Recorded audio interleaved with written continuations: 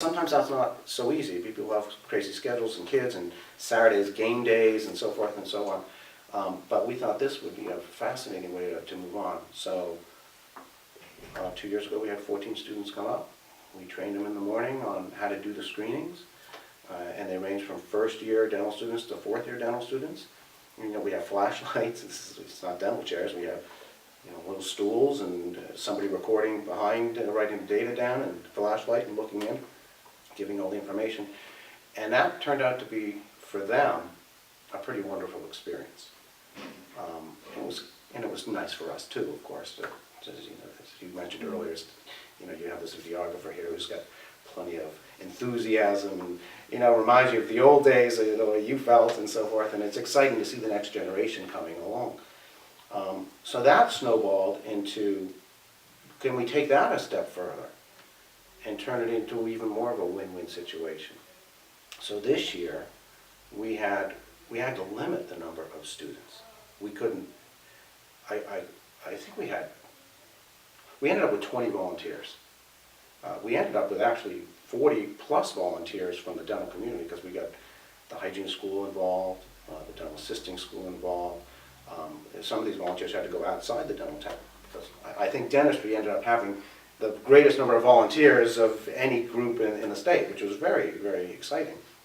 And again, it's a very willing group that's interested in this kind of thing. But anyway, we had about 20 students come up this time, again, all varying years, and once again taught them the screenings.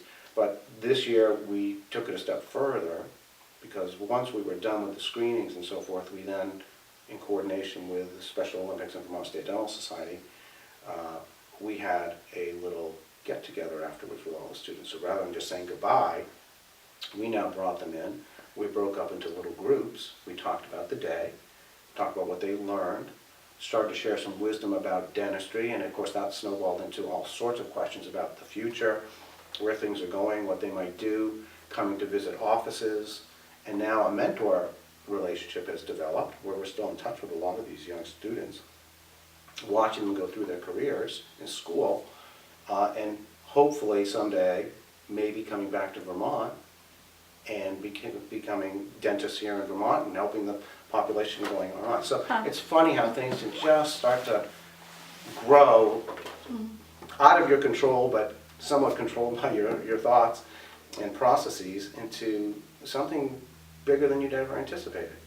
I like the idea that it was sort of like the what are we going to do with the data question was the one, and then Vermont being small and local, as you say, I think makes it more possible for us, for one or two people to really take that and make something out of it.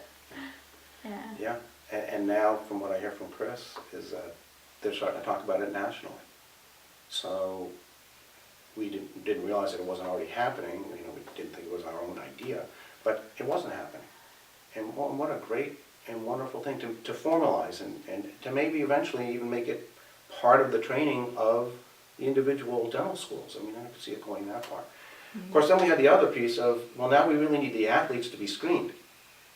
So that was a piece we had to look at of, this whole thing falls apart if there's no athletes willing to come through the dental tent, as you said. And so we've always been pretty successful, but we started to think about, what is it that attracts an athlete to actually even come through the dental tent? You had that question. Are they scared to come through the tent? Well, is there an incentive? Why bother? And that made me think about, well, why do they come to the Special Olympics at all?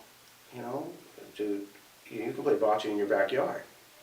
You can do most of the things that happen at Special Olympics anywhere. But for some of us, for me, I love competition. I played college sports and so on. I would go anywhere to compete.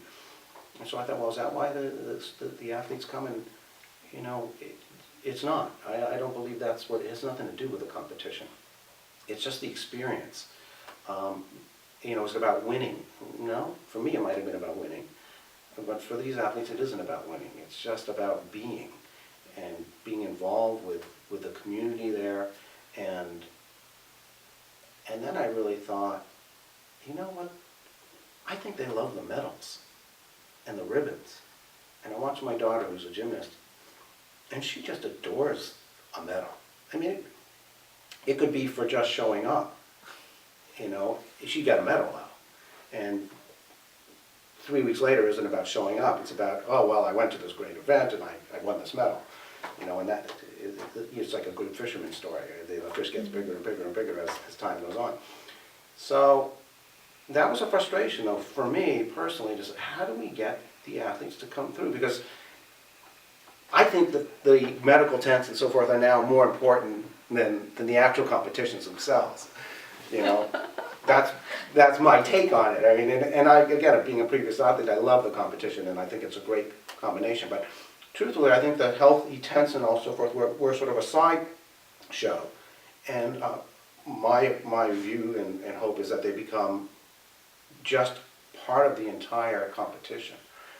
So I was thinking, how can I turn the dental part of this into an event? Rather than just, okay, there's a dental tent there, you can go. We play baseball, we play bocce, we softball, we do dental screening, we do all that. So we started to think about that, and I thought, well, why don't we give out medals for finishing the dental event?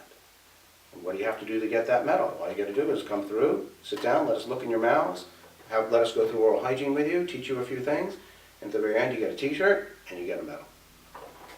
And so we started to run with that idea, and started to develop. So these are special medals. So, well, I had to get permission, so I spoke to Chris about it, and thought, okay, we have to go to a national on this, and you know, is this illegal? And Chris was pretty good about it, and said, no, I think it's an interesting idea, and you know, then so the next question, well, what's the budget for the medals and so forth? And I personally didn't care about the budget because Nevin and I would be happy to pay for the medals, because we were going to make it happen no matter what. I hate to say, even if National said no, I was probably still going to have medals there. But you know, nobody's ever told me, oh, you can't have those T-shirts. I mean, we were giving stuff away, so why not a medal? What's the big deal? So we went online and did some research and came up with this little design, which is kind of cute. You know, it says Healthy Athletes, Special Olympics, Vermont. Got permission for that because you know, there's certain things you couldn't use. I didn't know that. You couldn't use the Olympic rings. That would be illegal. That's, I'm sure it's trademark, copyrighted, or whatever. So we came up with our medal. I tried to make it bigger than all the others and a little more exciting with a nicer ribbon. So I think my medals here cost probably twice as much as the regular medals. But that wasn't the point. The point was, now as word gets around, it becomes, well, go do the dental thing. You walk around with a medal, I want to know where you got it. Well, where'd you get that? What did you win? Well, I did the dental tent. You got a medal for the dental tent? Yeah. Well, that's pretty cool. Let's do that. And so we had the medals on the tent, you know, like 55 medals hanging down and so forth. And we got a lot of athletes to continue to come through, which is the whole point. Because I'd like to take it a step further. You know, we had this idea of, well, what if we did an obstacle course? And an obstacle course would take you into the dental area. You get through the little obstacle course. You get done. You sit down. You get your dental screening.